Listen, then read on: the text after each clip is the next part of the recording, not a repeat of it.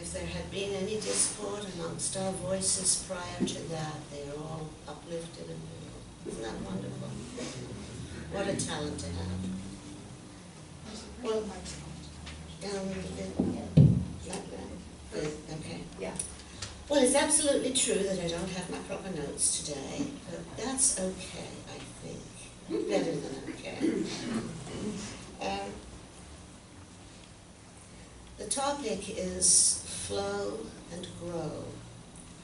And flow is necessary for us to grow. And sometimes we avoid that.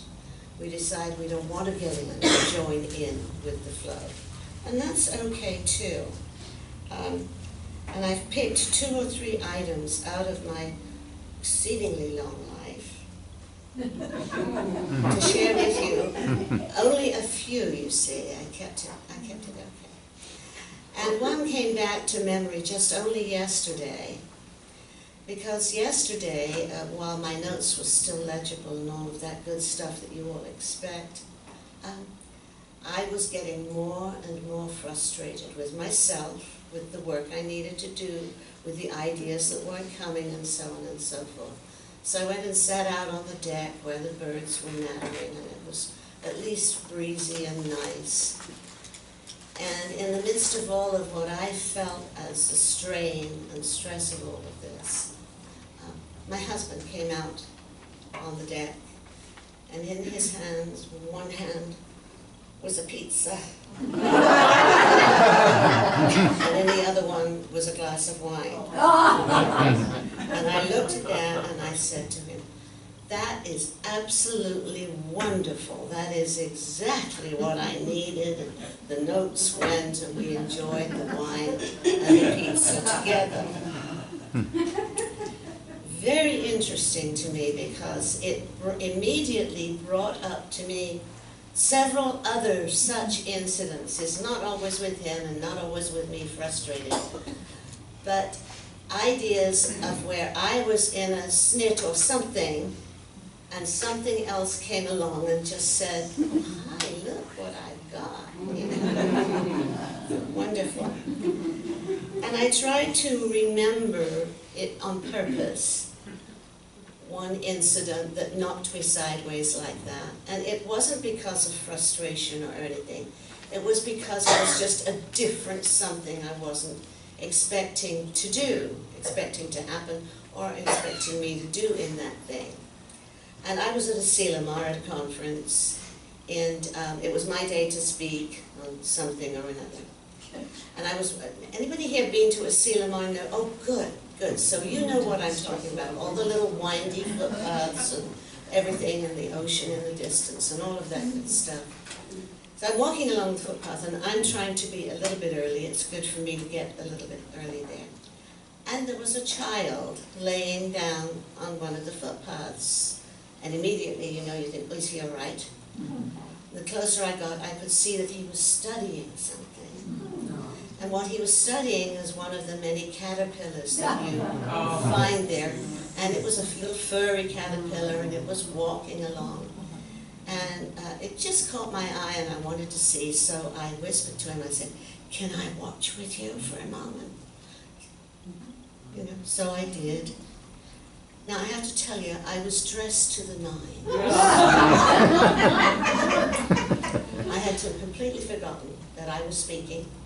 I needed to get my butt elsewhere.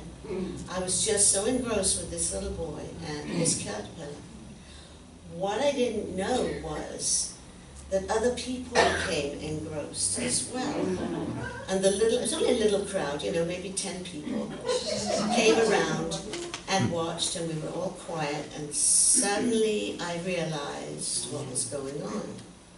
So I whispered to him and I said, do you think we could pick him up and put him up on a bush or a tree so he won't get squished? So he looked at me and he said, okay. So somehow somebody gave me a leaf and we picked the caterpillar up and we got it up on the tree. And I suddenly realized nobody had said a word.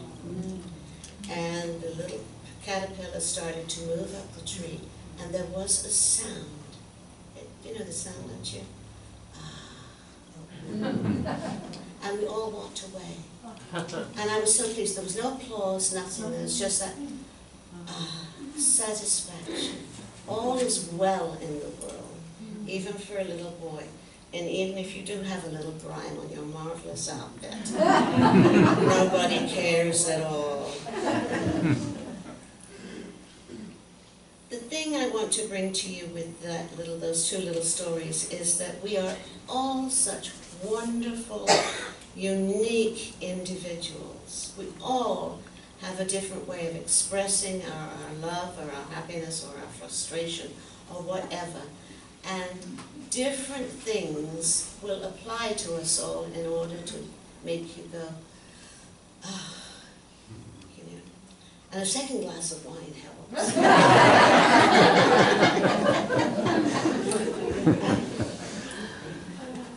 There was a poem, or there is a poem, that I had planned to start this talk with, and many of you probably, even if you don't know it, will have heard of it. Invictus. Okay, getting some nods. Didn't it play a large part in the movie? Was it Dead Poets Society? What was that movie? Yes? Dead Poets Society. Okay. And what I discovered in looking at this poem more, and let me see if I've got this written down. Well, his name was Henley, anyway, whoever he was, who wrote the poem. And Invictus means, what does it say something? Well, it means not having given up, never having given up. And the beautiful poem says, or at least I thought it was beautiful, and some of you will remember this better than anything else, I am the master of my fate. One of the big parts of the movie. And it was written by Henley, who wrote about it when he was 12 years old. He was in the hospital. He had a problem, some kind of problem, disease, something in a leg, and he was there to have the leg removed, I think just above or just below the knee. And one of the poems he wrote contained the line, "Bloody but unbound."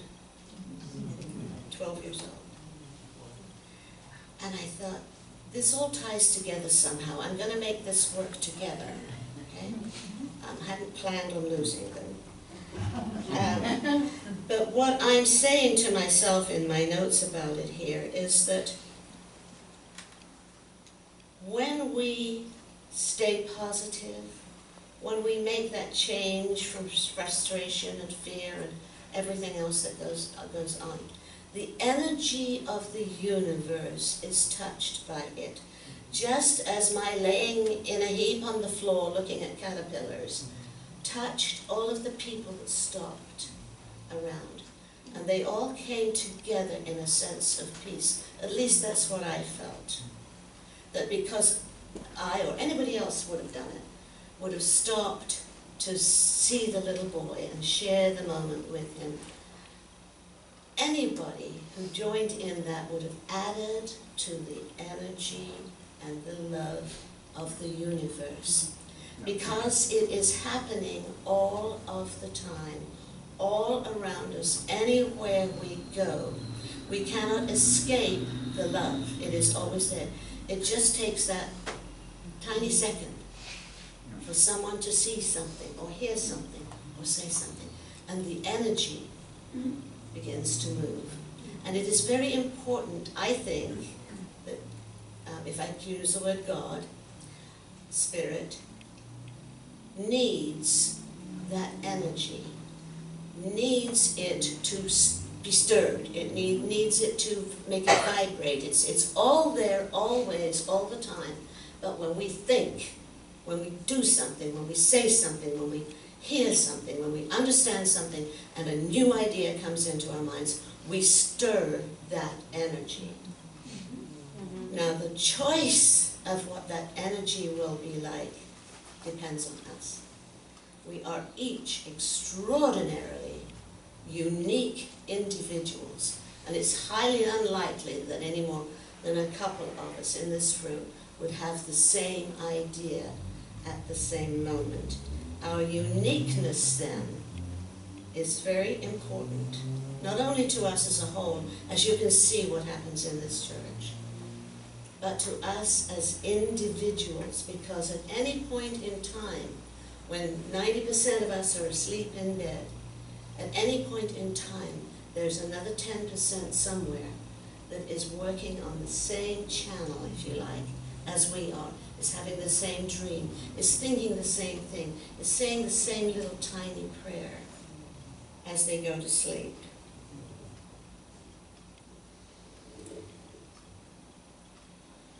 Margaret, does anybody know the author Margaret Storrs?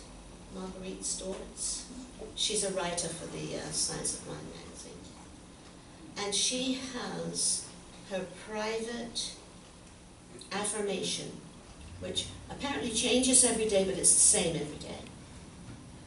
And this is her affirmation as she goes to sleep. And I believe also she wakes up in the morning. I am the place, and sometimes she'll do place. I am the place where God expresses in the world as me. Me. Okay. Extraordinarily important that we affirm and claim a truth.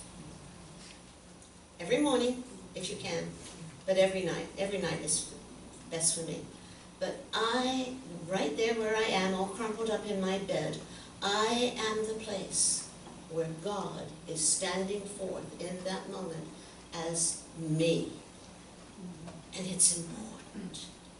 It's not just important to me, it's important to the world. It's important to anybody else around me that desires to have their consciousness moved a little bit by whatever is going on at the moment.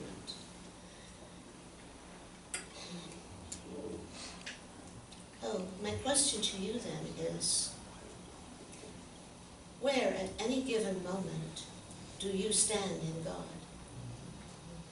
Can you just stop for a moment and separate yourself out from whatever was happening before you came here?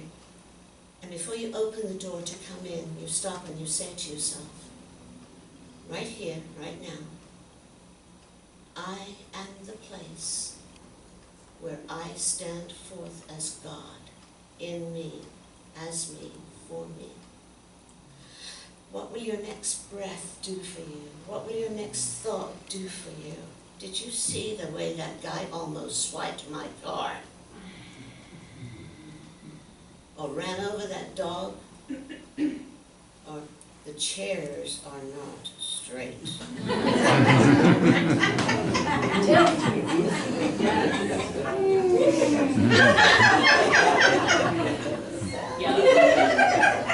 And you know what that means if you've got the right consciousness, as whoever it was came in the door?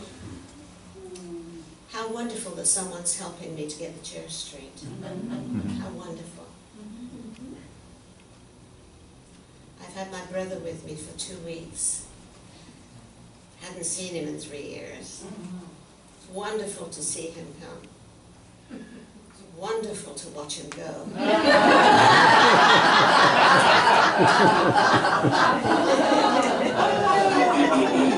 Don't get me wrong, he's a wonderful, generous, kind person.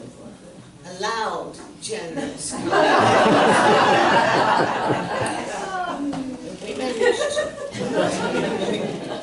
You see, everything can be changed in a second. You know what changed it for me the first week? He said, I am cooking dinner tonight. Okay, I don't often get that offer. Yeah. It was wonderful. And the next morning I got up and I noticed that it didn't include washing up.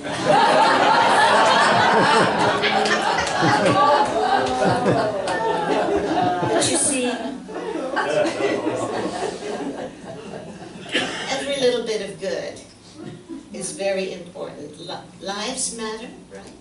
Lives matter. Caterpillars matter. Caterpillars are important. when we are looking at what we are doing with our lives. And I remember even my newspaper thingy is gone. It says something about be in the flow and prosper. And I mean that. It's not just your health that will prosper. Your life will prosper. You never know when you smile at someone who is glaring at the entire world, and you smile, and without being able to help it, they crack a little smile too, and I think, gotcha. You know, and I don't think we realize how much good we have the power to do. Ask yourself, if you get up and put on the morning news, and do you hold the button right there for a minute and then say, never mind? When you say never mind, please say, this world is full of too much love to listen to that. Do you realize the power you have when you say that, and you call to mind anybody else that's interested in saying the same thing at the same time? There's a great deal of power, and it flows in that energy. And I will say to you in closing that I always teach, when I'm teaching about stuff like this, I always teach that energy is in constant motion. It cannot stop, but it requires something to move it, and that is us.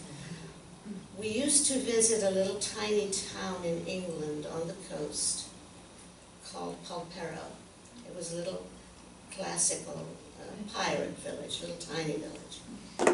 And you could walk down very steeply to where the ocean was. And you would see all the little boats in the harbor. And it did not appear that there was anything to move, anything quiet, still.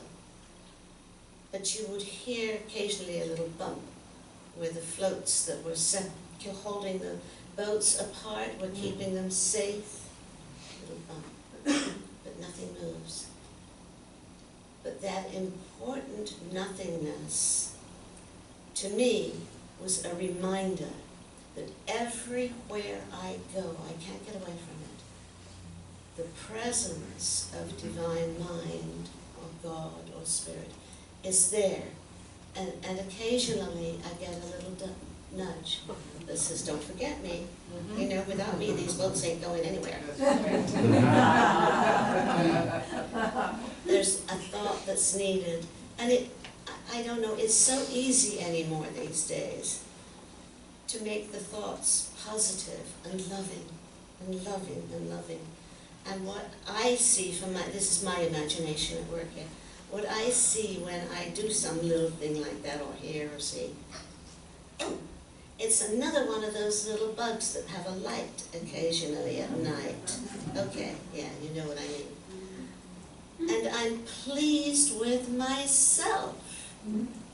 It's not just some ephemeral God. There's a little me that lit a little bug. And it took nothing away from me. And it gave to me. And it gave to anybody that happened to be in the area at the same time. So just watch out. What else can I say? Every little good move adds to prosperity. Oh, say thank you. I can't remember who said this. I think it was, it doesn't matter. Somebody knows this. If the only prayer you ever say is what? Thank you. Is thank you. If the only prayer you ever say is thank you, it's enough. And so it is.